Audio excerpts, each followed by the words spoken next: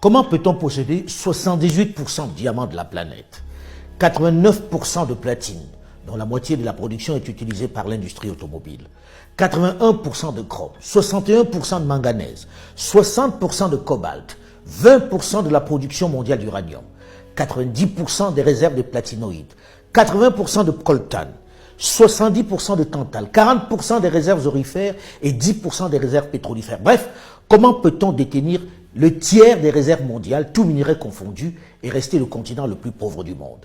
Qu'est-ce qui peut expliquer cette ineptie, cette incongruité? Et comment en sortir?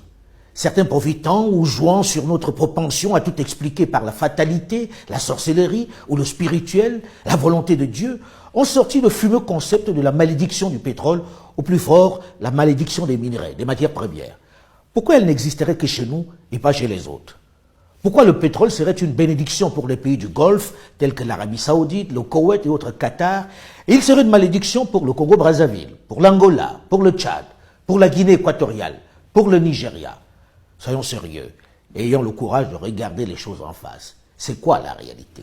Pour une fois, un responsable de très haut niveau, président de la puissante Gécamine, qui est en charge de la gestion de cet inestimable patrimoine, explique le mécanisme, la décision qui a spolié les Congolais, qui les a privés de leur principale richesse.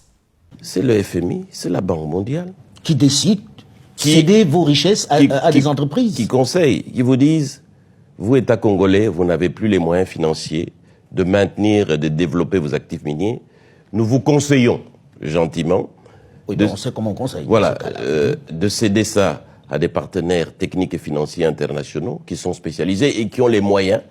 Et ils vont développer ça à votre place. C'est l'erreur fatale qu'on a faite, qu'on ne devrait jamais faire dans nos pays africains. Quand on dit que la RDC a exporté plus de 1 million de tonnes de cuivre et près de 100 000 tonnes de cobalt, c'est 5 ou 6 entreprises étrangères dans lesquelles, malheureusement, l'entreprise de l'État Gécamine n'est qu'un actionnaire minoritaire qui n'a quasiment rien à dire. Édifiant, non?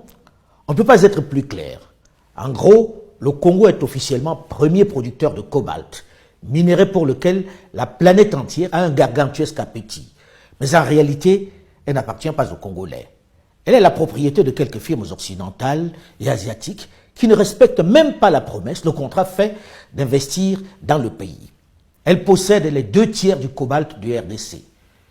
Et comme si ça ne suffisait pas, ces entreprises, elles ont pris nos gisements, elles sont allées les donner en garantie à des banques étrangères et elles ont emprunté. Au lieu d'amener des capitaux qu'on nous avait promis, c'est des prêts qu'on nous a amenés à des taux qui dépassaient 10% alors que nous savons qu'ils les avaient à 2 ou 3%. Dont les entreprises à qui on a donné les